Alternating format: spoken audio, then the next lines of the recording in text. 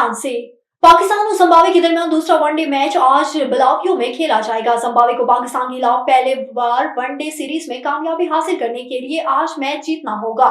इस सीरीज में 1-0 की बढ़तरी हासिल है। बारिश से मुतासरा पहले वनडे इंटरनेशनल में जिम्बाब्वे ने पाकिस्तान को डकवर्थ लुइस सिस्टम के तहत 80 रन से शिकस्त दे दी थी। इंग्लैंड और न्यूजीलैंड की सीरीज को क्रोथॉर्प ट्रॉफी का नाम दे दिया गया। दोनों टीमों के दरमियान 3 टेस्ट मैचेस की सीरीज 28 नवंबर से क्राइस्टचर्च में खेली जाएगी। सीरीज की ट्रॉफी इंग्लैंड के ग्राम थॉर्प और न्यूजीलैंड के मार्टिन करो के नाम से मंसूब की गई। इस ट्रॉफी को दोनों अनजानी क्रिकेटर्स के बैट की लकड़ी से बनाया गया। दोनों प्लेयर्स की फैमिली ने ट्रॉफी बनाने के लिए बैट का अतिया दे दिया। इस ट्रॉफी में थॉर्प के न्यूजीलैंड के खिलाफ और मार्टिन करो के इंग्लैंड के खिलाफ सेंचुरी बनाने वाले बैट इस्तेमाल हुए हैं।